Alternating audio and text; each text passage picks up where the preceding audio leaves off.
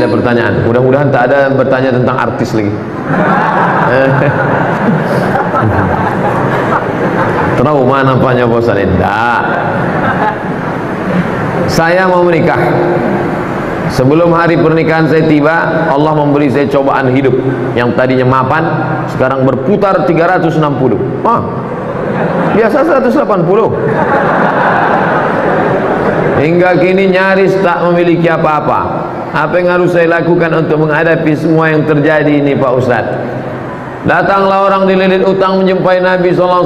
Ya Rasulullah, aku sudah putus asa. Kata Nabi, kau baca ini, Allahumma inni a'udzubika minal hammi wal hazan wal ajzi wal kasal wal jubni wal bukhl wa dhal'il dain wa ghalabatir rijal. Allahumma inni a'udzubika minal hammi, jauhkan aku dari susah hati, wal hazan, kesulitan-kesulitan, wal ajzi, lemah, lesu, letoy, loyo, wal kasal, malas berusaha, wal jubni, pengecut, takut aja dengan orang, wal bukhl, pelit, kikir, kedekut, wa dhal'id daini, dililit utang, wa ghalabatir rijal, ditekan orang, dikuasai orang lain. Selamatkan aku dari ini. Doa kepada Allah, Allah turunkan bangkit semangat kerja, kerja engkau balik, kerja balik, cari rezeki. Idza qudiyatis shalah, kalau sudah selesai salat, fantashiru fil ardh, bertebaran di atas muka bumi Allah, wabtaghu min fadlillah. Kasih tahu sama dia, Adinda, rencana kita menikah kita pending dulu. Abang sekarang sedang tak ada duit sama sekali. Bang, masalah duit tak usah abang pikirkan. Abang datang aja, ajarkan surat Ar-Rahman, insyaallah ku terima. Wah, tapi sayangnya di sinetron aja yang gitu. Apa betul Pak Ustaz seorang tamu tak boleh menjadi imam khususnya salat Jumat? Boleh, apa pula tak boleh? Yang tak boleh itu dalam mazhab Syafi'i. Mazhab Syafi'i yang ketat salat Jumat ni. Mazhab Syafi'i ketat salat Jumat. Kalau tidak cukup 40 orang muqim, wah itu dia. Ada di situ cuman 39 orang. Nah, itu tak sah salat Jumat menurut mazhab Syafi'i. Harus muqim pula. Ini orangnya ramai. Tapi saya kalau khutbah dimanapun tak mau saya jadi imam. Imam tetapnya lah. Kemarin khutbah di Masjid BI. Silakan maju Pak Ustaz. Mana imam tetap? Imam tetapnya pula hafiz hafal Quran, anggota lajnah pentashih Al-Quran. Jangan beli Quran kalau tidak ditashih. Mana halaman tashih? Nih ada di halaman tashih. Halaman tashih kalau tak di muka di belakang. Biasanya begitu. Kalau tak ada, kok bisa Quran ini dicetak di sini? Tak ada tashihnya. Tak ada tashihnya. Tiada halaman tashih. Jadi Ustaz Imam BI ini undian anggota pentashih Al-Quran. Dulu kita bangga kita dulu kalau buka Quran ada orang Riau di dalam. Siapa dia? Dr. Satria Effendi dari Kabupaten Pelalawan, S1 Universitas Damaskus, S2 S3 Ummul Qura Makkah, pulang menjadi tim pentashih Al-Quran. Umurnya pendek, meninggal dunia. Ustaz Satria Effendi. Sampai Pangkalan Kerinci, naik sampan, terus arah ke Tanjung Batu. Situlah kampung halaman beliau. Bukan main perjuangan dia sekolah. Naik sampan dari Sungai Kampar ujung sana, terus sampai kemana? Sekolah ke Candung bersama Ustaz Bakhtiar Daud. Barulah ke Suriah Damaskus, barulah ke Makkah. Pulang kebanggaan. Di pendek umurnya, barokah hidupnya. Nah, pentashih Al-Quran. Jadi saya persilakan dia hafiz Quran, beliau maju. Saya khotibnya saja. Ramai jamaah, jadi tak perlu kita ragu. Saya mendoakan Ustaz keluarga sehat, dilindungi Allah siang dan malam. Amin. Ada orang mendoakan kita siang aja. Ini siang dan malam.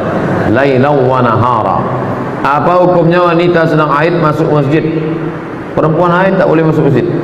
Perempuan haid tak boleh megang Quran. Tak boleh megang Quran. Tak boleh bawa Quran.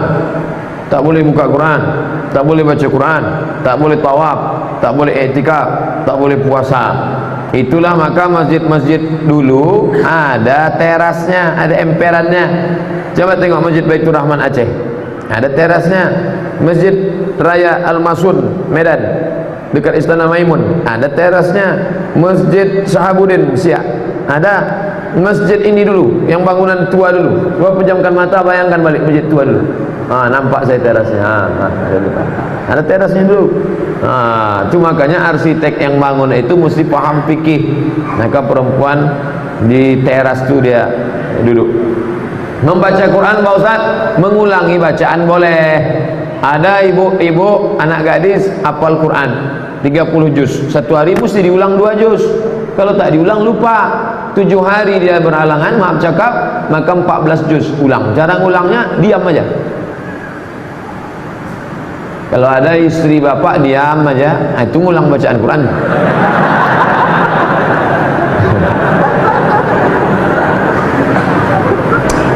Apakah hadis Ustaz kita menyembah Allah, solat memakai pakaian putih seperti kain kapan kita masuk kubur?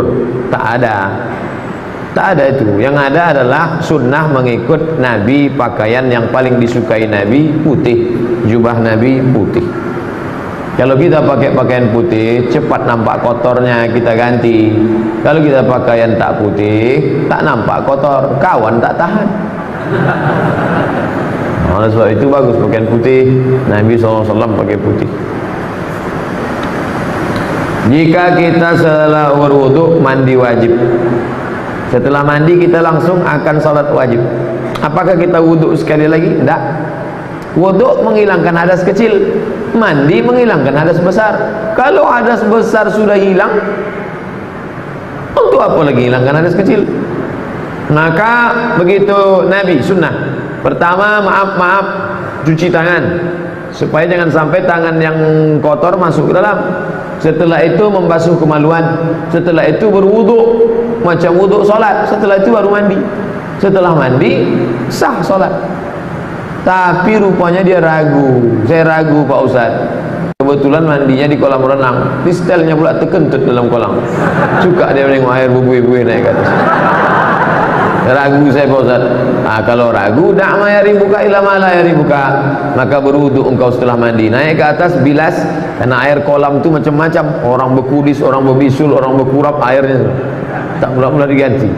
Naik ke atas bilas, setelah bilas berwudu dia sekali lagi, afdal untuk menghilangkan was-was dia. Jika seorang perempuan sedang belajar jadi imam, bolehkah solat wajibnya diucapkan dengan sedikit keras? Asal tak ada laki-laki, perempuan sama perempuan, ibu, anak ibu, adik ibu, ponakan ibu, perempuan semuanya, maka dia baca jahat. Tapi kalau ada laki-laki, tak. Laki-laki dia ada laki-laki ampiran jadi imam. Saya ada lihat ceramah ustaz di Instagram, ustaz. Jadi kalau disebut nanti kena sensor. Tentang azan yang tidak boleh lafaznya dipanjangkan, harus mengikuti sesuai mat tabi'i. Macam mana? Allahu Akbar, Allahu Akbar. Macam mana kalau tak hilang? Allahu Akbar, Allahu Akbar. Macam mana itu? Jadi masalah azan itu tidak sama macam itu. Azan itu bersanad. Itu muazin itu azannya bersanad sampai kepada Bilal bin Abi Rabah.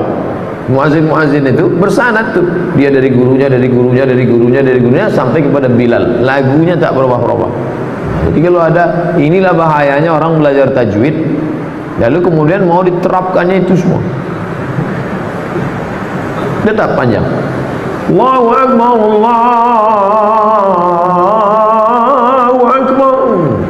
Saya juara azan dulu antar SD. Saya akhwat yang bekerja sebagai pegawai. Saya hobi suka dengan pekerjaan saya. Namun jika waktunya tiba dan saya menikah, saya harus long distance marriage dengan suami karena saya bekerja. Ini bagaimana ya Pak Ustaz?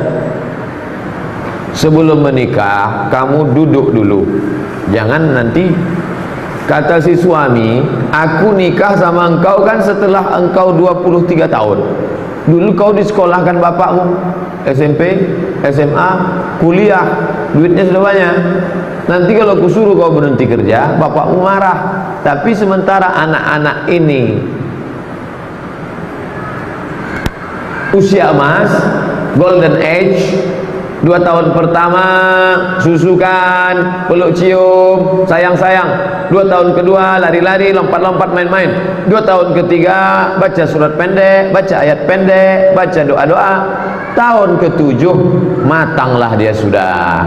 Jadi kalau selama 7 tahun ini op dulu, nanti habis itu baru. Mau tak? Kau tetap kerja, tapi nanti akhirnya kau sambut dia pulang, anak dia lari rupanya ke pelukan pembantu. Wah, jangan sampai dia demam, yang dipanggilnya demam bukan mama, mbok, mbok gitu. Udah, sudah putus hubungan gara-gara 6 tahun. Nah, itu dari awal harus sudah ada MOU, Memorandum of Understanding between me and you. Jangan tak jelas. Pacaran 2 tahun tak tentu arah. Yang dibicarakan, duduk, gimana kabar status Instagram hari ini ya? Tak jelas. Pendek, singkat tapi jelas. Jangan tak tentu arah. Tak ada pacaran-pacaran tuh. Ketika bercampur baur wanita dan pria, namun tak ada niat, tak ada nafsu, hanya sebatas teman.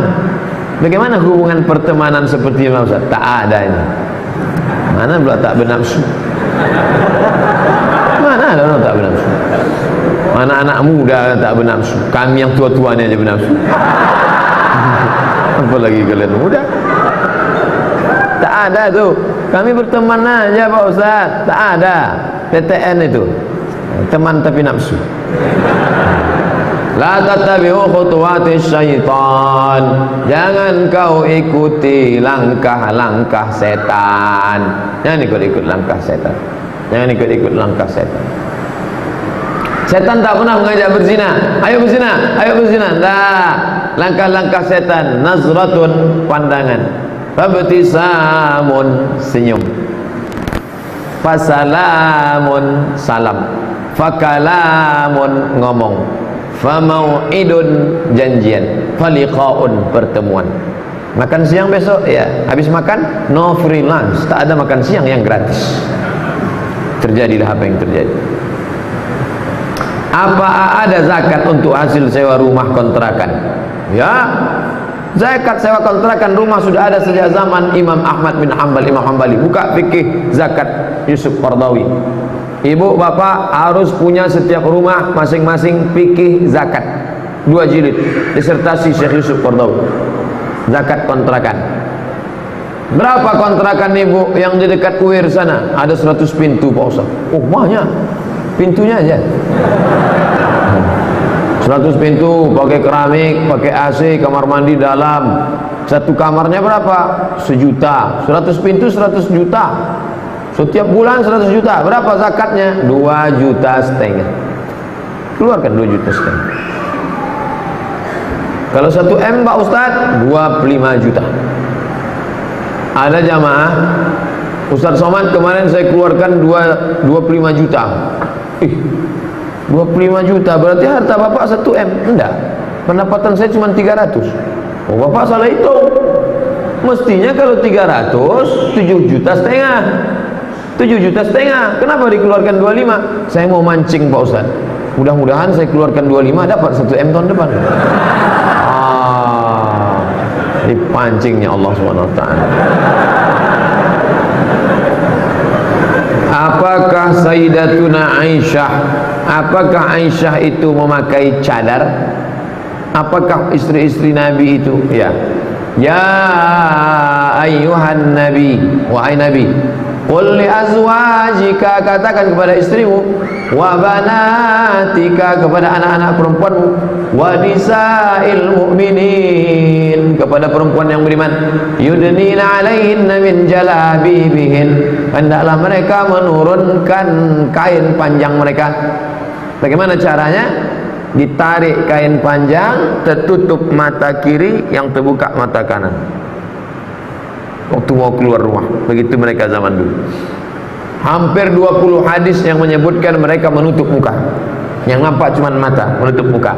Gara-gara itulah Syekh Abdul Aziz bin Bas, mufti Saudi Arabia, mengatakan cadar wajib. Nanti kalau ada ustaz berceramah, cadar wajib, gara-gara hadis banyak tentang menutup wajah. tapi Syekh Albani mengatakan ada hadis-hadis lain yang mengatakan bahwa ada juga zaman itu perempuan yang wajahnya nampak. Maka saya condong kepada yang pendapat kedua, cadar tak wajib, cadar hanya mustahab, anjuran. Kalaulah cadar itu wajib, berarti lawan daripada wajib haram. Haram ibu-ibu menampakkan wajah. Oleh sebab itu maka yang bercadar silakan bercadar. Mahasiswa-mahasiswi saja yang bercadar silakan bercadar. Yang tak mau bercadar tak usah berkelahi antara bercadar tak bercadar. Kalau berkelahi antara yang bercadar dengan yang tak bercadar, maka yang bertawa yang buka jilbab. Tersinggung lagi, payah.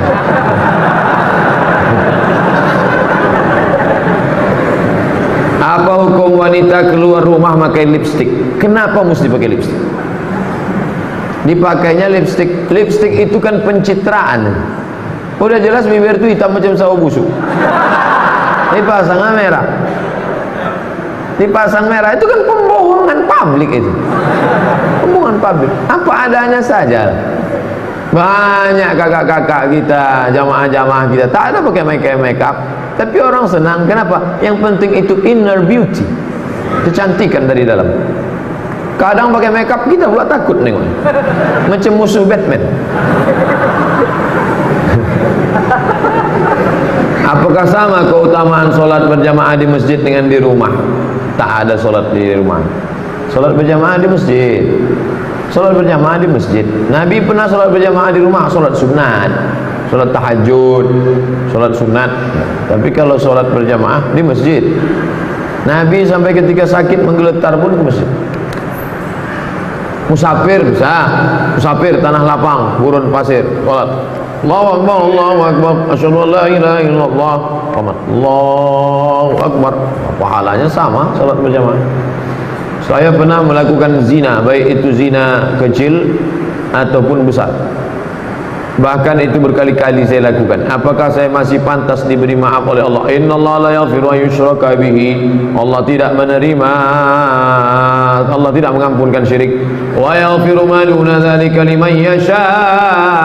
Allah mengampunkan dosa yang lain. Maka engkau yang sudah terjerumus dalam perbuatan zina, mandi taubat. Niatnya Pak Ustaz, aku berniat mandi taubat, basah semua macam mandi wajib. Habis itu sesudah mandi taubat, solat sunat taubat.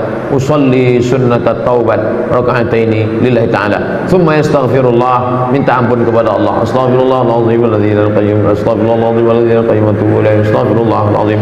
Banyak-banyak solat, banyak-banyak bersedekah, banyak-banyak sambung silaturahim, teruslah pengajian, istiqomah, teteskan air mata. Minta ampun kepada Allah. At-taibu minadz dzambi kama la dzambalah. Orang yang tobat macam orang tak berdosa. Lebih baik merasa diri pendosa daripada merasa diri penghuni surga. Alhamdulillah bulan Juli 2007 lalu saya sudah berhenti kerja di perbankan. Tapi bulan Oktober saya masih menerima bonus laba perusahaan tahun 2016. Sistematis masuk rekening. Bagaimana saya mempergunakan uang itu? Serahkan ke kotak Rohingya tadi mana? Keluarkan balik kotak, keluar. Duit riba serahkan untuk masalih ammah, pembangunan MDA, pembebasan tanah masjid, kaum muslimin, untuk jihad.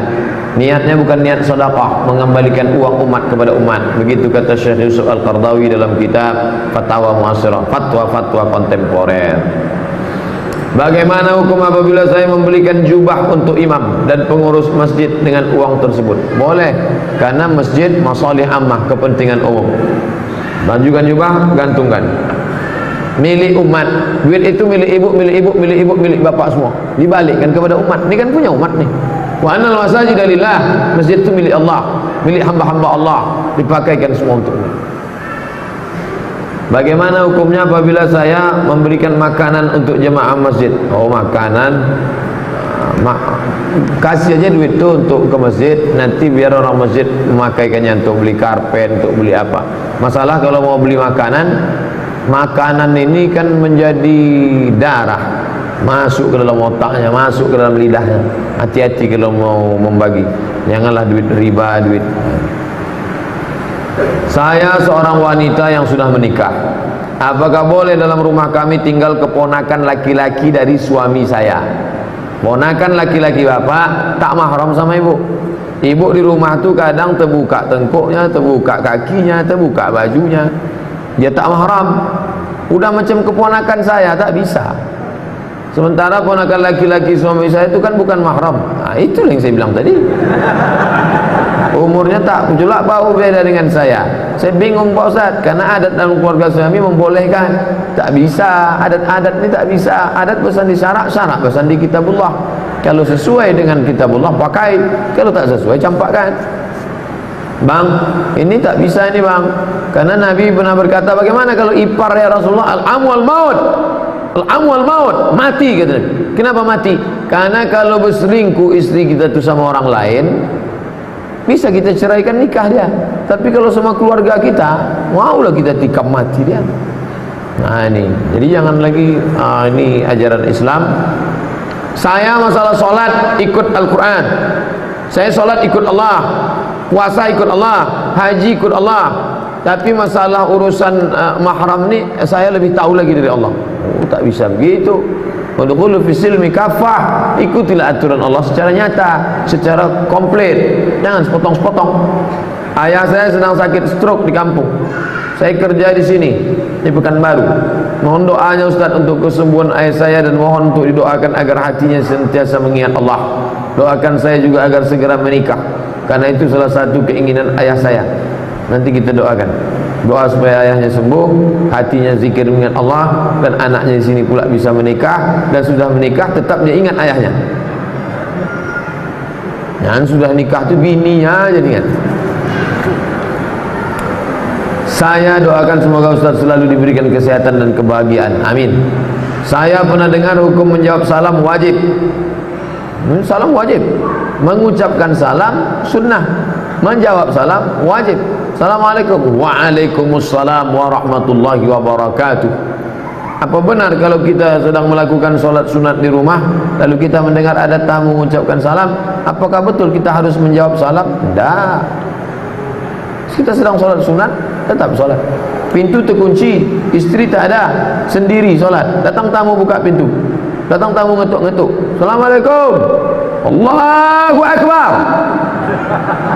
Assalamualaikum, Sami Allahu liman hamidah. Tahu. Apakah berdosa kita berteman dengan orang mencari nafkah? Yang salam mesti dijawab itu solat sunat kalau emak kita, itu baru mat katanya. Solat wajib, itu kita lanjutkan. Tapi kalau solat sunat, kita batalkan. Hadisnya tentang Juraij. Ya Juraij, diam aja dia. Ya Juraij, diam aja dia. Ya Juraij, tak menjawab. Apa kata emaknya? Allahumma la tumithu hatta turihi wujuhal mumisat. Jangan kau matikan Juraid sebelum biji matanya menengok wanita tuna susila PSK. Dikabulkan Allah. Tak lama sesudah itu datang pengembala kambing, perutnya besar. Ditanya, siapa yang menghamilimu? Juraij. Disidanglah. Akhirnya matanya melihat wanita tuna susila. Makanya ibu-ibu kalau marah sama anak, doakan dia yang baik-baik. Hai calon gubernur Riau, hai calon presiden, gitu. Janganlah mati sebelum wajahmu melihat wanita tuna susila. Ibu doanya makbul, hati-hati. Apakah berdosa kita berteman dengan orang yang mencari nafkah dengan uang riba? Kalau ya, bagaimana menghindarkannya Pak Ustaz? Sayangnya dia orangnya cukup baik. Antum kalau diajaknya makan, jangan antum makan. Dikasihnya duit, antum ambil, serahkan ke masjid. Alhamdulillah Pak Ustaz, setiap dapat 10.000, 15.000 kau serahkan ke masjid. Kalau 1 juta, itu agak berat sikit Pak Ustaz.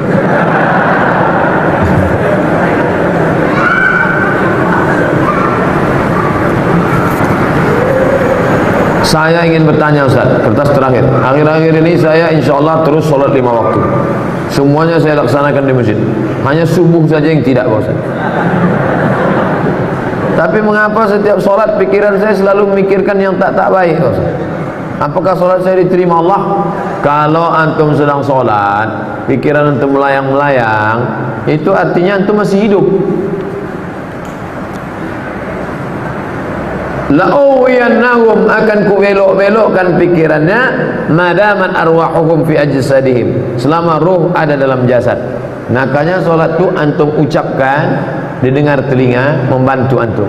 Allahu akbar, Allahu akbar kabira, walhamdulillahi katsira, wa subhanallahi bukratan wa asila, wa jahatu alladhi fatara as-samawati, sami'allahu liman hamidah.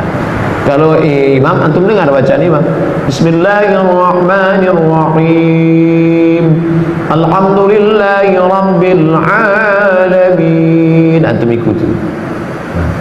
Kalau pas kebetulan sholat sendiri, sholat qobliyah, sholat ba'diyah, nah terus udah agak-agak lari dia ke pinggir, udah mau naik trotoar, baik, agak jauh dulu lah, naik lagi, jangan naik ke tiang listrik. Makanya takbir itu takbir intikal, sami Allahu liman hamidah, Allahu akbar, bismillahirrahmanirrahim, qul huwallahu ahad, Allahus samad, lam yalid wa lam yulad wa lam yakul lahu kufuwan ahad. Terus minta tolong kepada Allah SWT. Ustaz, saya baru hijrah, sekarang saya bergaul dengan teman saya yang banyak diam. Karena itu saya dibilang teman saya gak punya gairah hidup. Padahal saya gitu hanya untuk menjauh, menghindari apa yang Allah tak suka. Apakah yang saya lakukan sudah betul? Antum sudah betul. Antum betul. Jangan cakap-cakap haram, jangan cerita aib orang, jangan membuat yang tidak-tidak.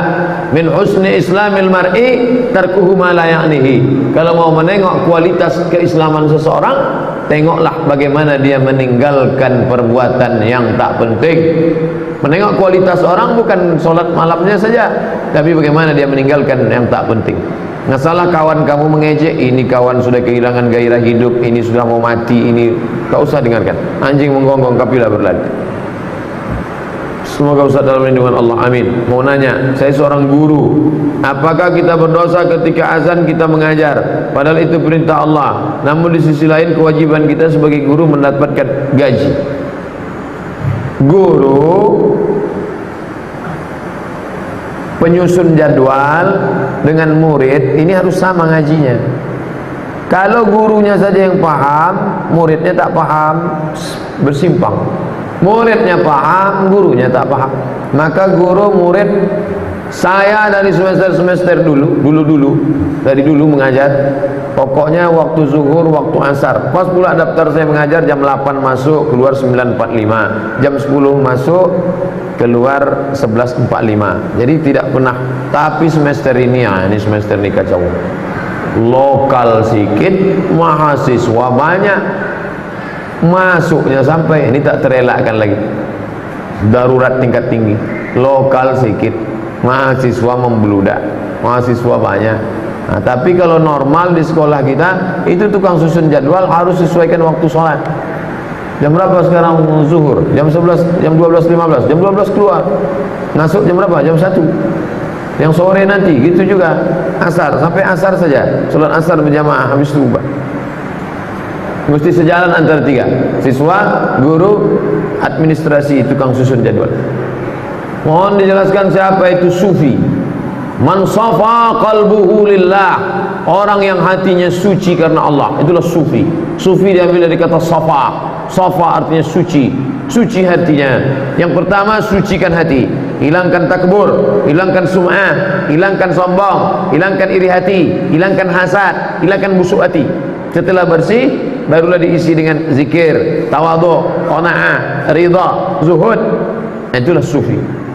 Sufi bukan yang sorbannya tebal, sufi bukan yang jubahnya 2 lapis.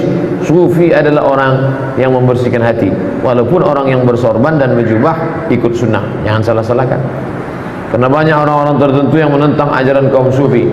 Padahal sejarah yang saya pahami menyebarkan Islam di Nusantara adalah ulama-ulama yang melaksanakan ajaran sufi. Bagaimana sebaiknya seorang pemimpin? Apakah boleh membuat baliho ucapan selamat Natal? Kalau ada orang nyasar, maka antum panggil dia, sini, nyasar ya, tunjukkan dia, jalan mau ke Jambi ke kanan, jalan ke Medan ke kiri, karena dia sedang menyasar di Simpang Bingung. Paling mantap antum kasih tahu dia jalan, sini jalan, itu paling mantap. Level yang kedua, diam aja, nengok dia nyasar. Kasihan. Jangan yang ketiga, selamat nyasar. Selamat nyasar. Orang yang mengucapkan selamat Natal itu selamat nyasar. Ketika engkau mengatakan selamat Natal, itu sama artinya tiga. Pertama, engkau mengakui bahwa Nabi Isa mati di tiang salib. Kedua, engkau mengakui bahwa Nabi Isa lahir 25 Desember. Ketiga, engkau mengakui Nabi Isa Trinitas, tiga dalam satu, satu dalam tiga. Ketiga-tiganya tak betul. Laqad kafara alladzina qalu innallaha salisu salasah. Siapa yang mengatakan Tuhan itu tiga dalam satu, satu dalam tiga, maka kafirlah dia.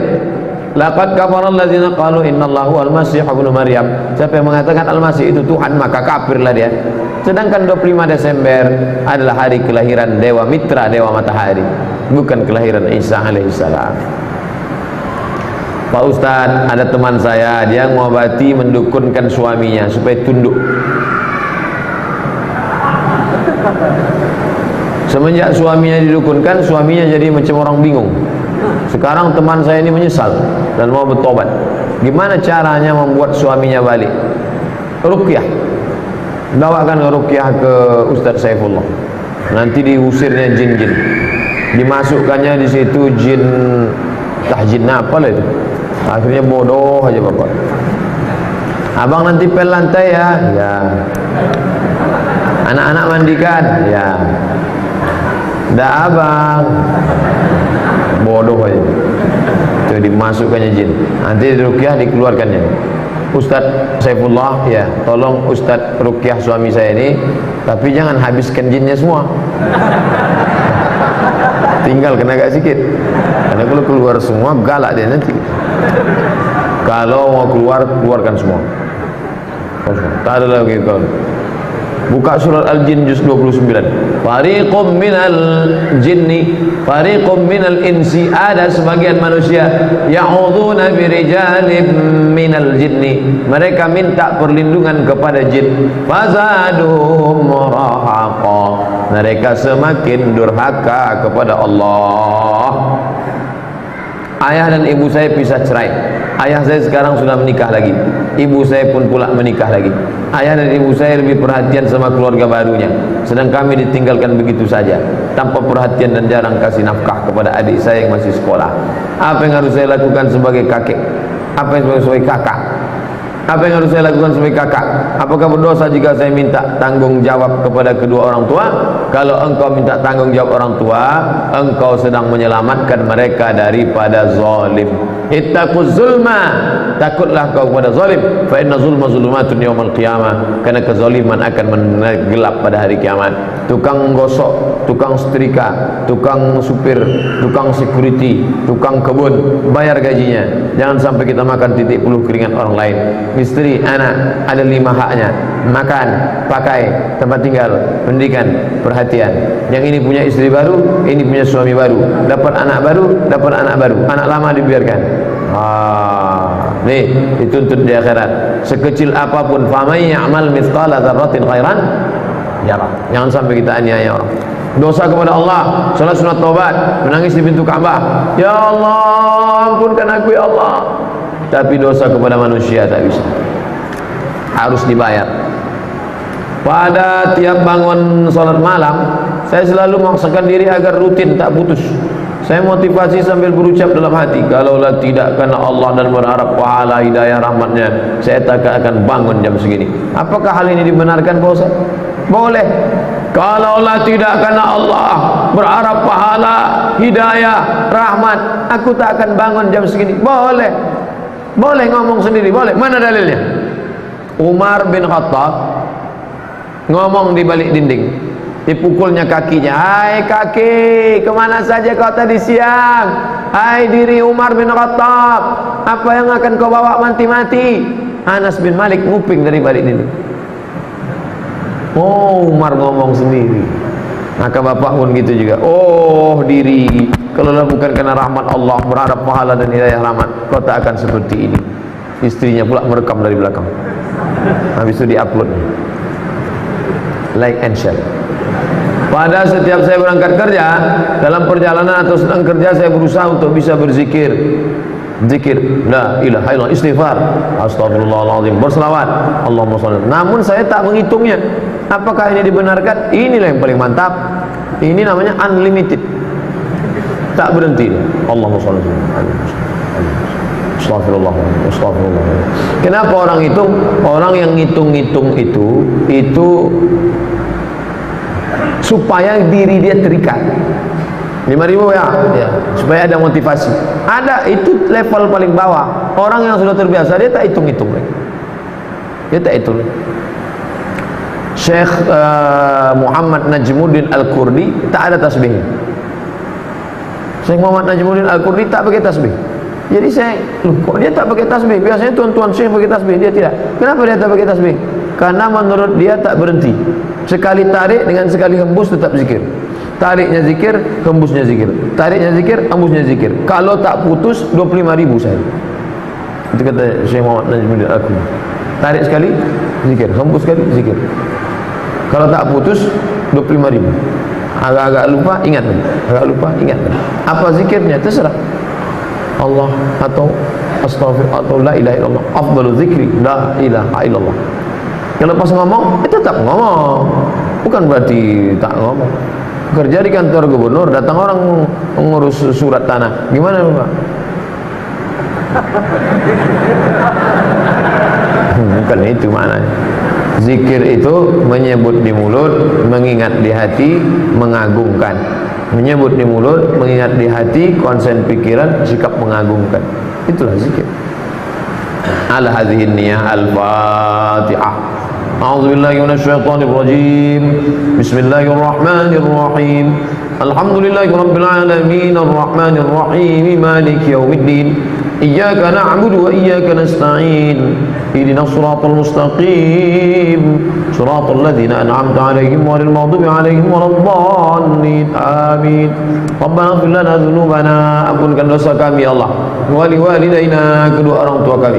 Wa li azwajina, pasangan hidup kami. Wa li dzurriyyatina, anak cucu keturunan kami. Wa li ikhwanil ladzina sabaquna bil iman, saudara-saudara kami yang sudah mendahului kami dengan iman.